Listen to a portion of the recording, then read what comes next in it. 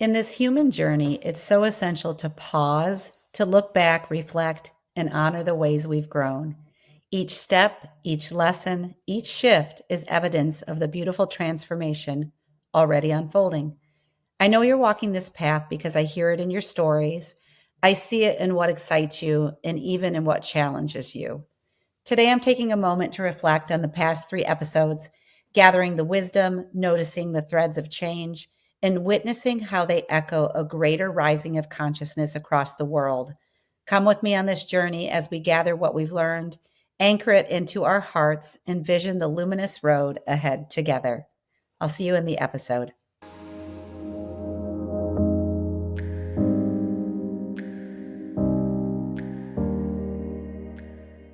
Welcome back to Mystical Sisterhood, episode 141.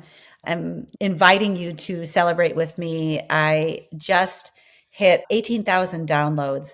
So I watched those numbers a little bit and they're really exciting, and I'm excited about that.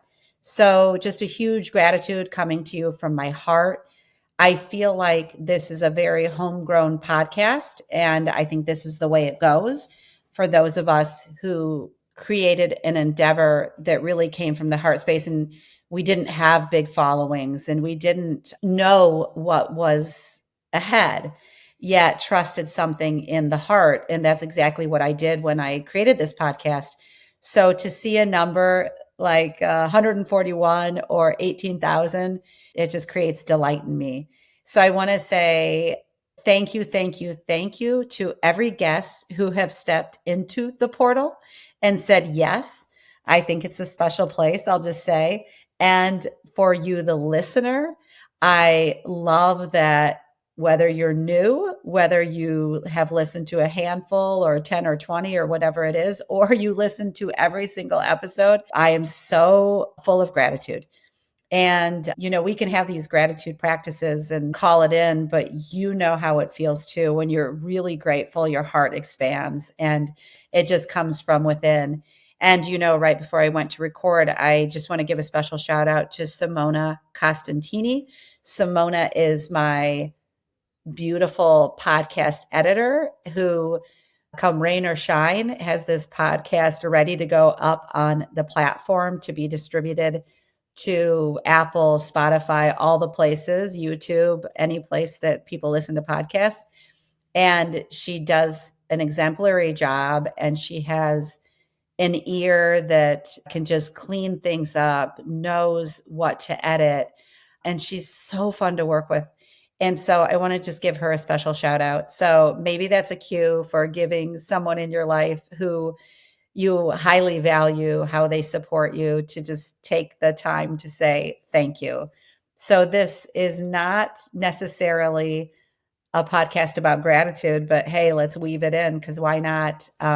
I had just run across an app, and I'm going to look at my phone real quick. It's called With Gratitude, and I'll put it in the show notes. It's got the background is a white background with a dotted heart, and it's a really simple platform. It doesn't cost any money, and it allows you to write your gratitudes daily, and you can write up to 10. And then I haven't done this yet because it's a relatively new app, but you can create what they call a bubble and you can invite people to your bubble. So it is very, very fun.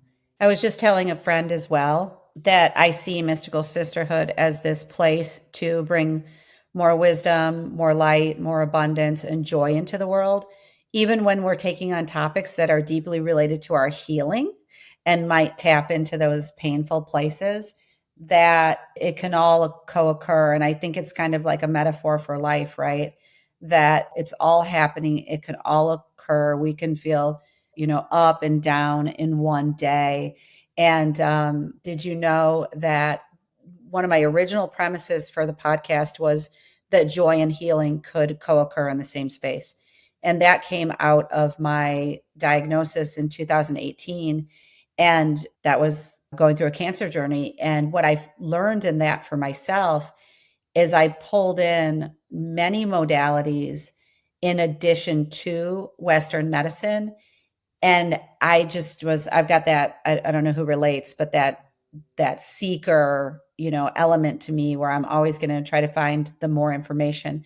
But I really came out of that journey knowing that joy and healing both did occur, as well as deep, deep healing. So when I thought about what I was going to talk about today, I just thought, like, hey, let's do some reflections on the last 3 episodes. Last week we had Symes in episode 140. Great title on that one. She Who Breaks the Pattern, Healing Self and Ancestral Lineage. Before that, big leap for me, I had Eric Luczak, and he was episode 139, and I called that Beneath the Armor, Shedding Shame and Ancestral Trauma Men Carry. Beautiful episode.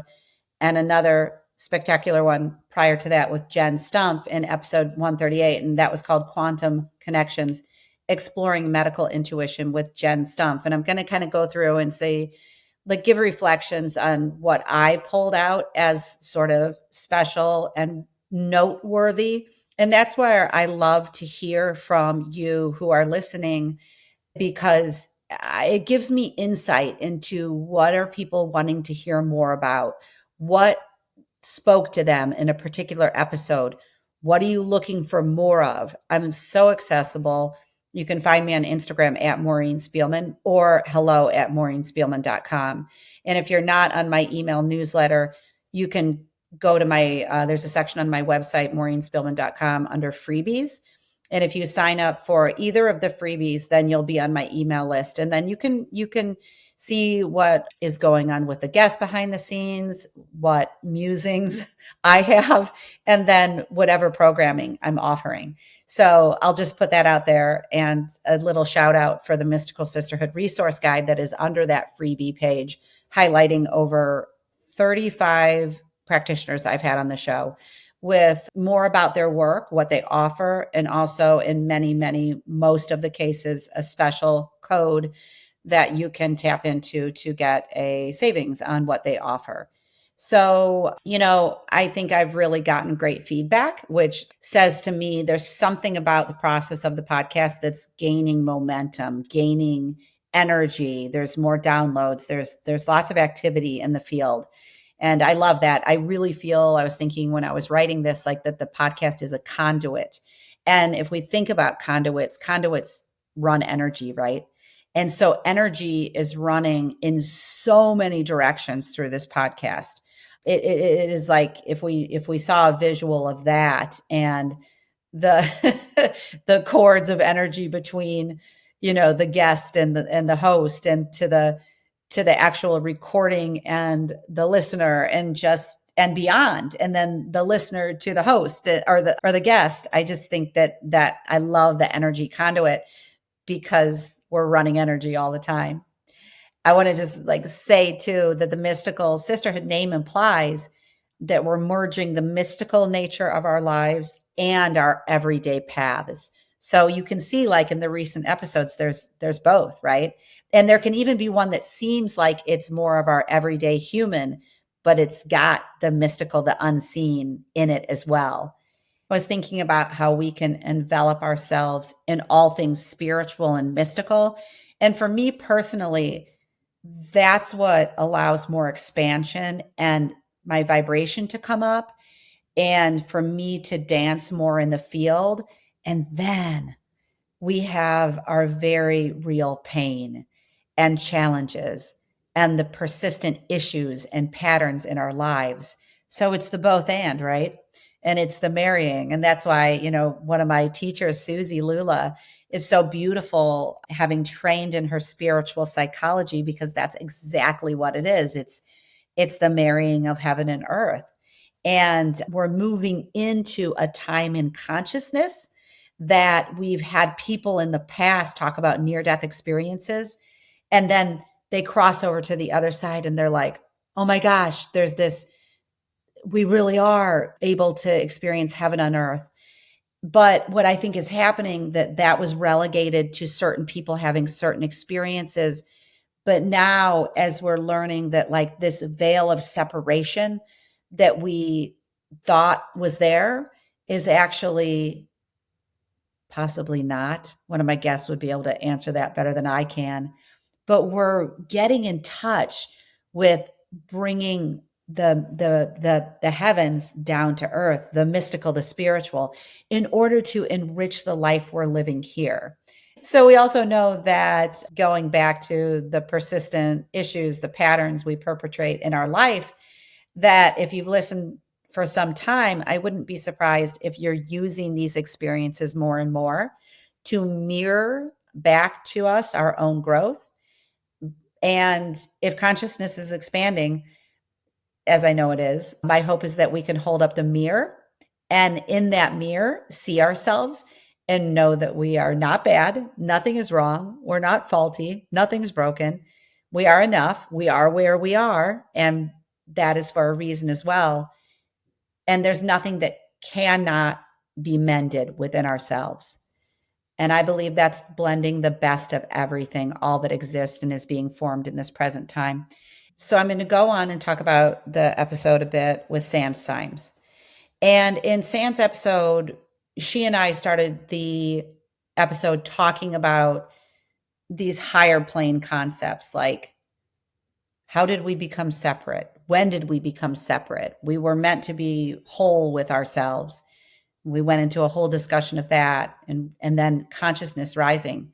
And then I loved it because Sand was the one who then said, okay, this is all here. How can we bring it down into our everyday lives? And the way I really appreciated she did that was through storytelling. I picked up on how she talked about the masks she wore as a young girl, how she talked about having been trained in social work and then not really until 20 years later saying, oh, I have trauma too. I thought there was a realness in it. I thought that there was, if you listened, I'm going to use this word and I think you're going to get it. There was a sensuality in it because it was so real. And it just, I think it allowed, even when she talked about smoking with the cool girls in the back of the bus, I could see myself and what I was doing at that point in my life and the ways that I've tried to fit in. And I believe there's something about us having this keen commitment to ourselves that as we go along the path, more and more is revealed to us. And so a beautiful story can awaken a dormant memory. And then we're like, oh, and if you have someone asking the questions, you can unpack it and unlayer it. So I just thought that those beautiful techniques, and even at the, it was the very end of the episode, her episode was longer. It was 1 hour, which was long for me or from the podcast. But at the end, she talked about like beautiful, accessible tools to calm our nervous system by placing a hand on our heart. And to me, that's part of the process of our slowing down and knowing that, yeah, there's all the AI tools and every technological advance out there. But do you mean to tell me that we can put a hand on our heart? Makes me want to cry. And rely on our own inner technology to calm our nervous system, to rewire our reactions. I'm blown away. And that's what we're doing. We're like revealing, we're uncovering. So that's becoming clearer and clearer to me. And you tell me what you think too is like, okay, where we are in time, where we find ourselves in our lives, in as a person walking the outside world, what the heck can we do to just ground and bring the techniques into our own life? And maybe, doing a review of like what's been offered is important. But what I'm understanding is these tools are way more accessible than they've ever been. And Sand also said that she talked about how we are this generation where we've got this at our fingertips. And to me, I know one of my reasons of being raison d'etre, they say in French, is bringing the ideas, being the bridge to the new paradigm so that we can consider what's for us. But the questions that were coming to me were like, that have been laid out in recent episodes and before, was things like, how can we calm our nervous system when we feel reactive? How do we make a new choice or set a boundary that puts ourselves first and transform our own longstanding people pleasing pattern? How do we make space for our emotions in the moment, seeing the emotions as hugely acceptable, and not only acceptable, but full of information for our growth? How do we feel into elements like shame and guilt and see them not as something that we have to pack away in little boxes? And this is going into the next episode with Eric Luczak, Beneath the Armor, and talking about shame and again ancestry with Eric. He had this great analogy of how things happen when we're little young and we pack them away in these boxes, and when he does work with men, they're like still buried, they have not been unearthed, and they're somewhere in our psyche and likely, if they're buried really deeply, not only in the subconscious but in our unconscious. And he talks about like, it's like taking these boxes out.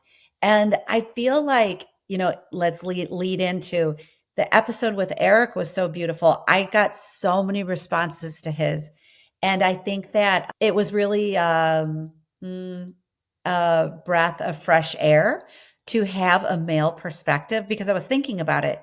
Joe Argazzi's been on the podcast, and then Leslie Boast and Juan Rivera, and they're going to be back soon too. So I'm excited about that. But having that male voice in here was really kind of juicy. And we all were running around with, us all together. So having this different perspective was great. And the feedback on the episode, so, was just like, wow, that just made me so happy. But Eric is bringing out into the open the struggles men go through, the shame they carry. And he talked about how so many men experience what he calls the father wound. And so he runs groups and does coaching and helps men, supports men getting in touch with, gosh, what was my experience? And wow, can I feel safe enough to unpack this with other men? Am I willing to become intimate in my relationships? And so Eric was just, he kind of swept in here through Valerie Wood, and he had so many gorgeous things to say.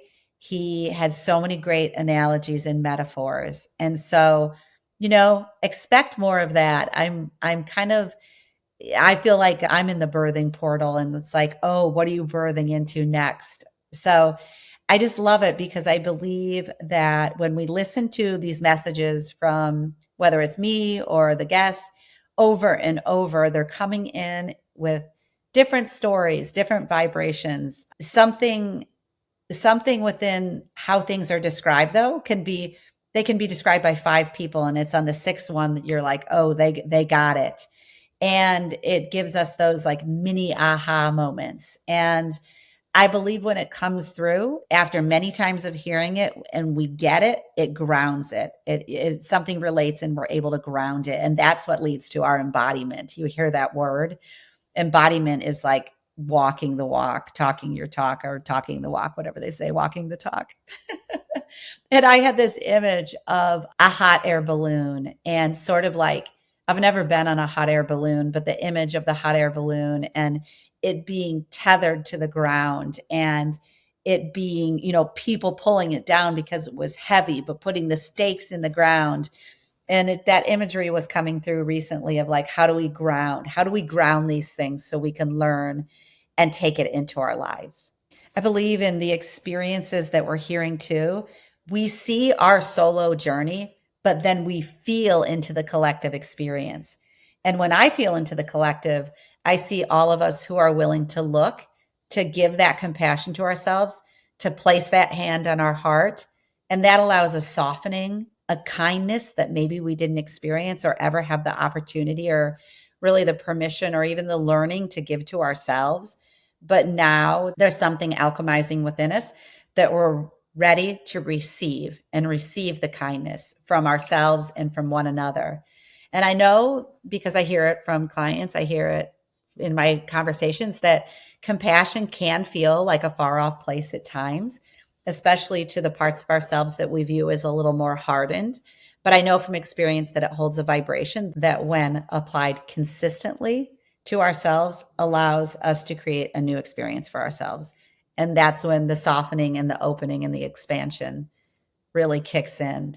I just wanted to touch upon this idea that it's not my fault. I talked about this with Sand, and it was in the context of our ancestry and the idea that if patterns and ways of being and maladjusted behaviors come down through our ancestry, which makes complete and perfect sense, that of course it's in our lineage. But what came to me was this idea of, like, when I think of that, it's freeing. Instead of feeling heavy, it's freeing. And so you may have done things in the past that at one time in your mind, you thought they were bad, they were unacceptable, they were deviant, they were crazy, and you would never want to relive them. And they're here for us to be on this journey of accepting ourselves, to let go of the judgment and criticism and let that simmer down little by little, day by day, week by week. And I've done this work, so I know it's possible. The seemingly impossible task of letting go that which weighed you down. I used to experience the voices in my mind that would ruminate on what I had done in high school, what I did in college. And I would see myself in these scenarios. And I was saying in a recent episode, there was like a warden writing down citations. But in terms of in my mind for this, it was more of a judge, and it was like the judge and jury. And it basically was saying, you're an awful person. And I think, do people remember? And it was like the scenes and the things that went down, I play in my mind. But as in the last 5 years, I'd say 4 to 5 years, as I've been slow and steady, committed to the daily work of knowing that I was not broken, becoming aware of ways that, like, how am I speaking to myself, and bringing compassion and unconditional love to myself. Funny thing happened. The voices started to gradually drift away. And so I know it's possible to be, when we're in our mind and we think that all exists, when we're committed over time, it lets go. So I think really sticking and staying by our side through it all, when we allow ourselves to shine just a little, it leads us to shining more and more, and eventually allowing ourselves to fully shine. It's such a beautiful process, and I love witnessing it in other people. And I just want to say, the episode with Jen Stumpf blew my mind. I knew about medical intuition from Caroline Meese, who actually lives, I'm going to name two people who are on my dream list, who lives not too far from me. But Caroline Meese started out as a medical intuitive. And so I was always kind of really interested and fascinated by this field. So I met Jen this summer in a group with Melanie Ramone, and shared space with her and said, I want to know more about your work.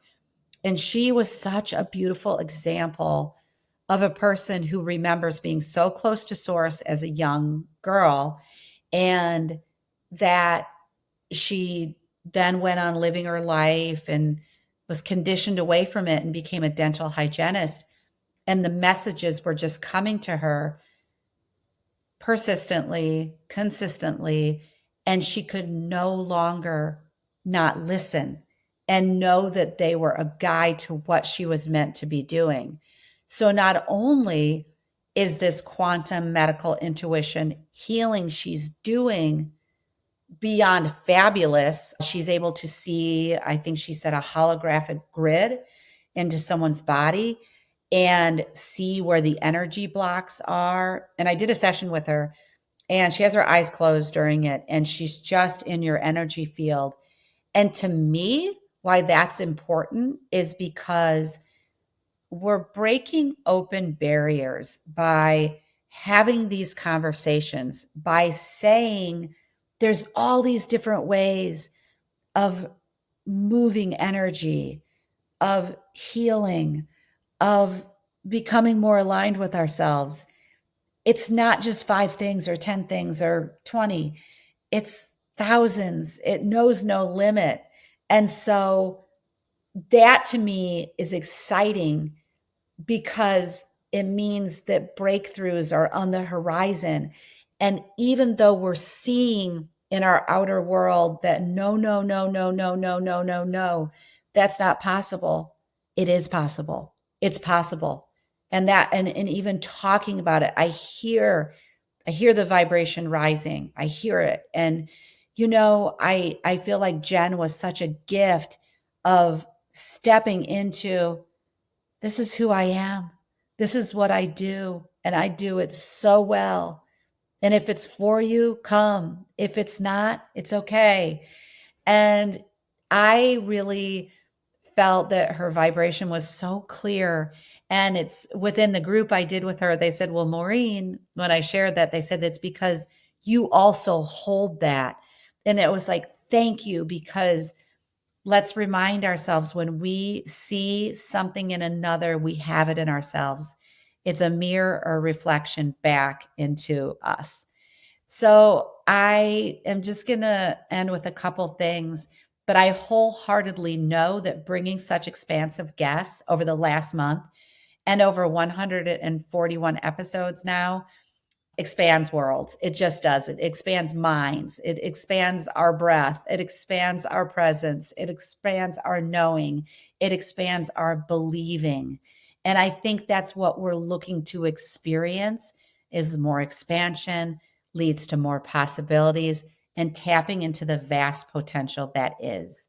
And I recently heard Greg Braden say with his new book, Pure Human, that the definition of divinity is around knowing that we are limitless beings.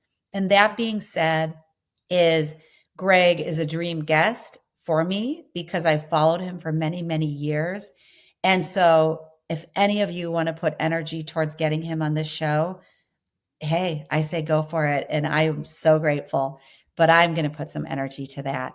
So that is the wrap up of where we've been. I'm going to tell you a little bit about Mystical Sisterhood Rising because I'm so excited about this portal that I've created. So it is a portal, and I'm calling it that because, again, the conduit of energy coming through for women who run soul led businesses or are bringing soul led, spirit led, authentically led work into the world, and you are seeking a place to grow. I've found so many times in my own journey that there are many of us, and you know that what they say about solopreneurs, entrepreneurs, whatever you call it, that so many have difficulty getting off the ground. And I know that you are passionate about what you are bringing.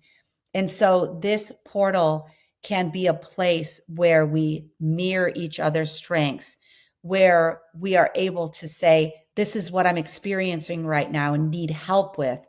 And the business itself can be very isolating. That is number one. And number two, we're seeking this place to share, to be inspired, and really get our work off the ground. And I know we want to fly and soar up into the treetops and go higher and higher. So this group is a place to come together and do that, to meet weekly and to have different formats to the group. And right now is a time when we're bridging this 3D to 5D, coming into new earth principles, unity consciousness. We're shaking things up. This is a very feminine driven time. Of course, we use the healthy masculine, but you are the driver of how this is going to look and work for you. So you're invited. If you're launching something, if you're in creation stages, come join us in Mystical Sisterhood Rising. I'm so excited about this community, as you can tell. I have said so often on the podcast that Mystical Sister is all about this unity consciousness, how we are showing up and supporting one another, promoting one another, celebrating one another. And in the process, I know we all shine. We are absolutely not each other's competition. We are each other's inspiration. So go to my website, to maureenspielman.com, to get started. And if you're not sure it's for you, send me an email at hello@maureenspielman.com. We'll talk about it and see if it is a fit for you. And that's it for today. I'm so excited that we're in each other's folds. I know that we're constantly learning from one another. And so I'm going to say thank you once again, and we'll see you in episode 142. Thanks for listening to this episode of Mystical Sisterhood. To learn more about my one-on-one coaching programs or join the Mystical Sisterhood membership, visit maureenspielman.com or mysticalsisterhood.com. Thanks so much.